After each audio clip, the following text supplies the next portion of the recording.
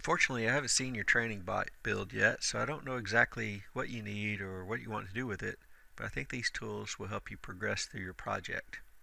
In this video, I want to continue to use the face-to-face coincident and concentric mates we talked about earlier and add to those a few other mates. Those are angular, distance, and width mates. I use these frequently, and I think you will too. You will also need to know how to find your existing mates so that you can delete or modify the mates. I also want to show you how to review and adjust existing mates in your assembly. The angular mate allows you to prescribe precise angles between components. In this example, I will copy the existing short channel by selecting the part, keeping my mouse button depressed, and press and hold the Control key. When I let off the mouse button, the copy is placed. I will apply the coincident and concentric mates just like last time.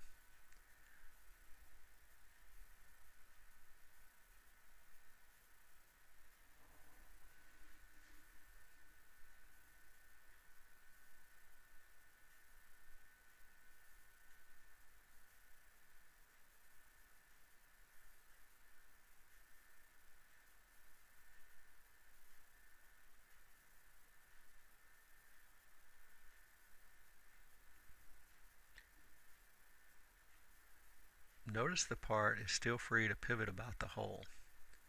In the previous video, we added a parallel mate to prevent the rotation. Now we want another angle. Launch the mate tool and select the angular button. Set the angle to 45 degrees. Select the face shorter of the channel and the face of the longer channel.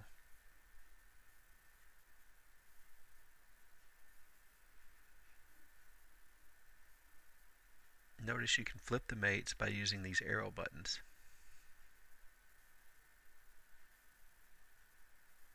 Accept the mate.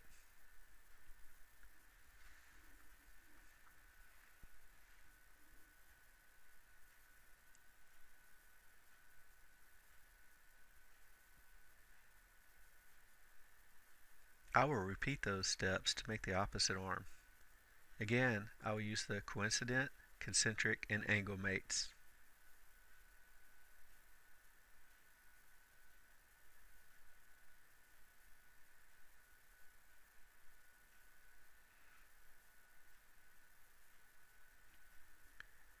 Notice I'm careful to always select faces, not edges or points when applying these mates.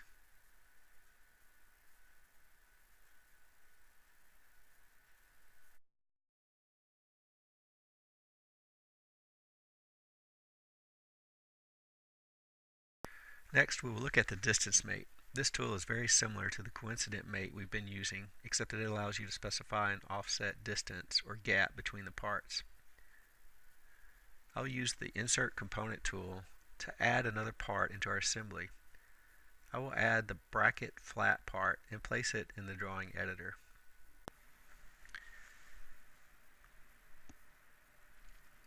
I will add the concentric mate first.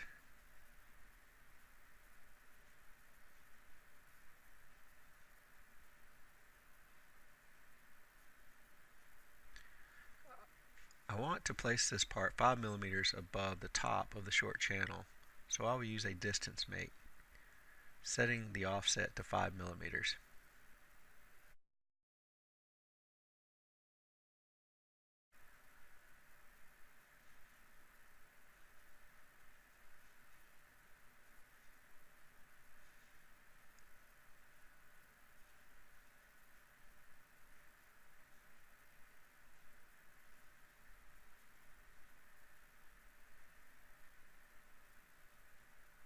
Notice the part is still free to rotate about the hole. Use another angular mate, parallel, or perpendicular mate to stop the rotation. I will use parallel, again selecting the faces.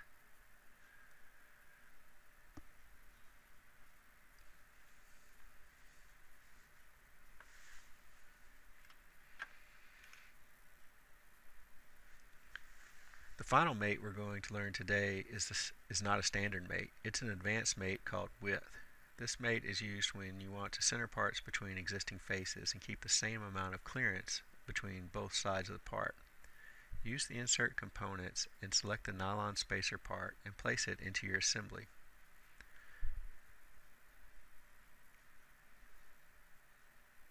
I want to align the hole in the space with the end of the hole in the flat bracket.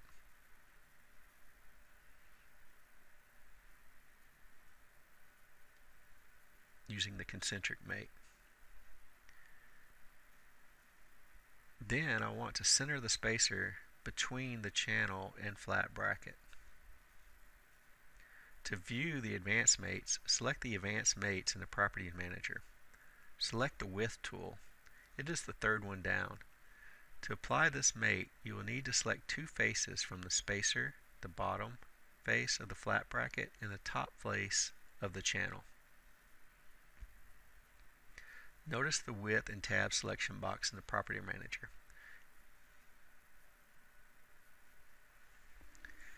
In some cases, it's difficult to see the face you want to select. You can use the Select Other tool by right mouse buttoning over an area, and all the possible selection items are listed. You can hover over them to see which you need.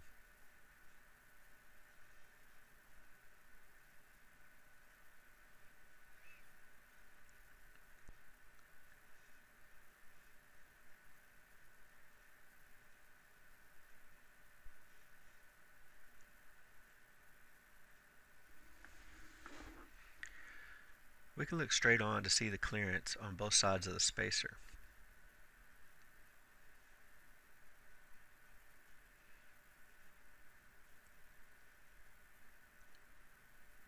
You know, in reality this part could not float in space like that, but hopefully I was able to get the point of the width made across. Sometimes when you try to apply a mate and you get an error message, in most cases there's already a mate that conflicts with what you're trying to do.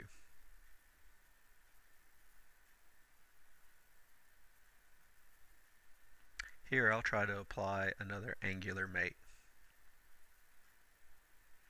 setting the angle to 30 degrees.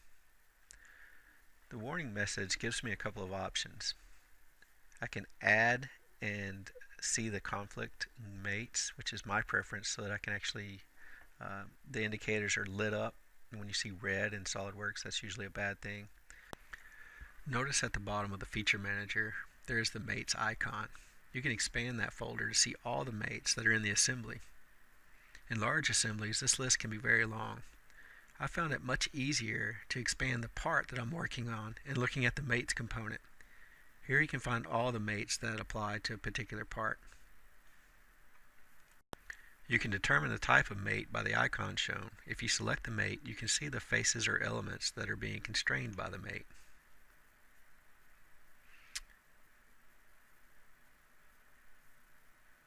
Looking at the mates and the faces they are using, you can usually determine the offending mate. When you find it, you might want to right mouse button on it and pick delete to remove it. Then you can rebuild the assembly to allow the new mate to take control. To edit or change a mate, select it from the Feature Manager, right mouse button, and select Edit Feature.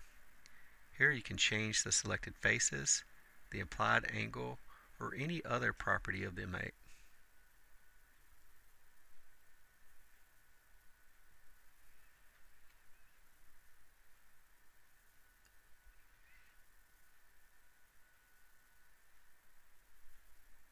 I hope your project is going well, and if you have some specific needs that you want me to try to address, please send me an email or give me a call. Do continue to save this assembly, as I will continue to work on it in future lessons. Thank you.